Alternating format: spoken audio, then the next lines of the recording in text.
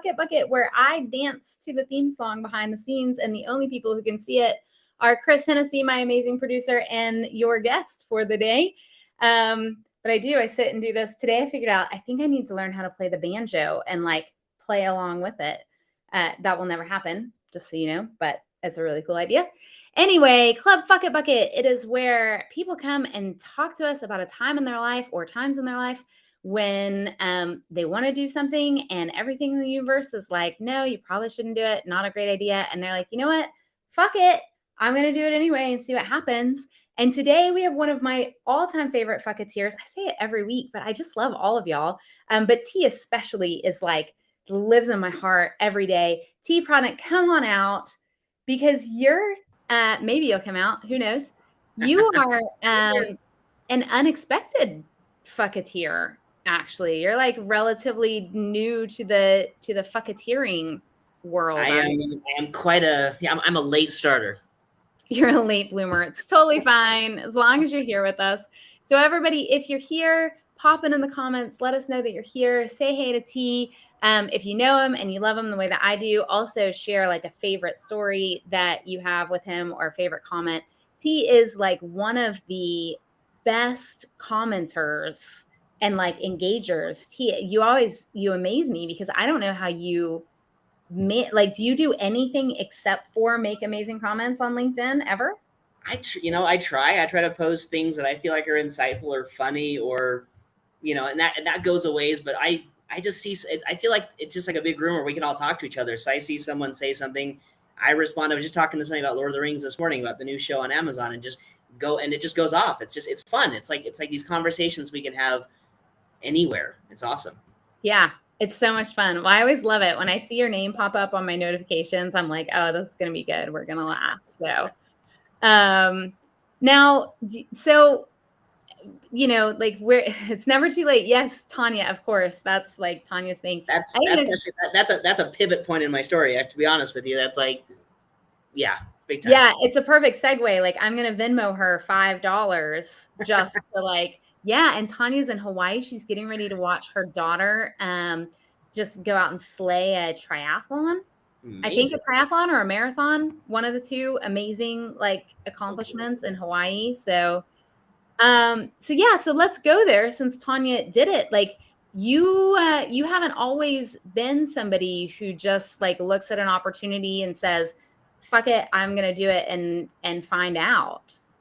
Yeah, I mean my whole thing growing up was just, you do the safe, it's the safe thing, right? It's like once you graduate high school, you get a job, you stay in that job, you develop that relationship and you have tenure. And so that was my whole mentality was I was going to stay in these jobs for as long as possible because it was safe. They were paying me money. All my things were covered. Like, why would I, Yeah. From Nigeria. Hello. That's amazing. Dude. So now in that time, so you didn't go to college straight out of high school. You got a job. You decided. I started when I was 6. My first job when I was 15, and then 16 carried me through high school for at least 10 plus years. So yeah, I had a job through high school and I kept that job for quite a while after. Okay. But then like all of a sudden, you, Jeff, I love you. Jeff is also one of my favorite humans. And that's the closest I've ever seen to him, like writing the word fuck, which is kind of super amazing. I think this is noteworthy. So you in high school, this is like dating your high school sweetheart and then marrying them, right? Like you're in high school, you've picked your career, you've decided kind of what you're going to do for the rest of your life, because that's what you do. Right. And then at like 27, 28 or something, did you just wake up one day and you're like, fuck this shit, I'm doing something else? Honestly, it's because I mean, I think it took that long to sort of to explode in my head. But I remember not long after I graduated, I had a friend who told me, look, don't do this for the rest of your life. And he was, full on college and he was all about that stuff. And I was like, okay, whatever, this is paying me enough. I can do this. It's fine. But yeah, like right around towards the end, I was just thinking like, why am I doing this? I'm never seeing my family. I'm working 9 days straight at, 16-hour days. I'm like, why am I doing this? And I had having kids, getting a family started, and like, this makes no sense. So yeah, I think it was really kind of my fuck it moment was just be like, I'm done. I should have gone to college when I got out of high school, but it's to Tanya's point, never too late. So I'm like, I'll go back to school. That's amazing. And now, did So, you decide to study something in the industry that you had been doing all of this time? not initially. Initially, I started with generals. I was thinking maybe I'll go into computer science, but then the more I thought about it, part of what was motivating me to get out of the restaurant industry, like the trenches of it, was because I wanted to be on the other side of it in HR, the advocate for the employee, the person who's there to answer their questions and to support them. So it's to still be adjacent without having to be in like the ugly part of the work every day. And so that's kind of what motivated me to start pursuing an HR degree. Okay. So like you had been there, you had experienced all of the shit that food industry workers have to go through, and you thought, this is my opportunity to make lives better.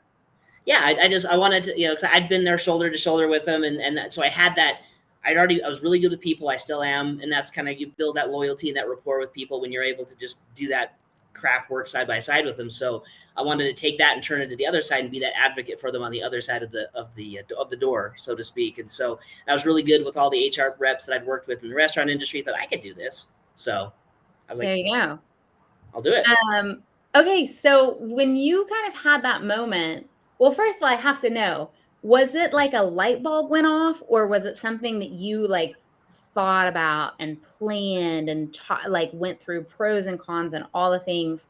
Or was it more of a like, you know what, screw this, I quit, I'm going to college, I'm whatever?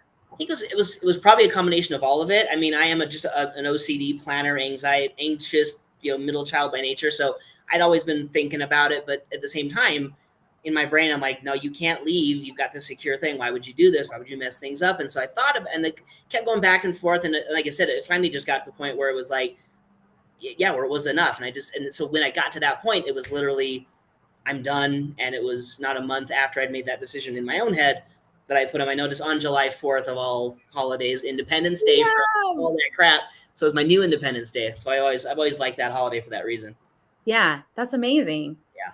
So I want to get a little personal, because Sure. you also had you were in a relationship when this was happening. Mm-hmm. You were married for a long time, right? For 11 years. Yeah. Okay. And was that during this whole, like, after graduating from high school, moving into this career? That was kind of the beginning of the end. It took years after that for things to finally fall apart to the point where it was irreconcilable. But that was kind of the start, was making this shift and thinking there was support, and it seemed like there was, but there wasn't at the same time. Right. So, yeah. That's what I was going to ask you, because a lot of times it's people who make these big changes in their lives, they tend to have a group of people who are really, really supportive, but also Right. some who are like, no, you can't do that, or you shouldn't do it, or it's too risky, or it impacts me in a negative way, and I don't necessarily want to deal with that. Did you have other people on your side, though, who were like cheering you on and going, hell yes, like, go do this, T, you are going to fucking slay? Yeah, I mean, I had friends and family, my parents, my extended family, friends, all knew that this would be a good thing. And even if they didn't know how it was going to turn out, they were just like, they liked me enough, thank God, to like say, just do it, go for it. And, and like I said, my wife, at the time, I thought was, supporting it because of what we were doing. But I think she wasn't completely on board. And that of course came out much later. But yeah, I definitely had people cheering me, and otherwise I probably wouldn't, I might have likely not done it had I not had people like them, in my corner. So Right. yeah. So you made the change, you went to college, you come out, and you are a tatted up HR rock star. Look at that. Yeah. Like, that is actually one of the, so my students and I were looking at your headline today in one of the classes I teach at VCU, and we had this whole conversation about why it's so important that you put the words tattooed professional in your headline.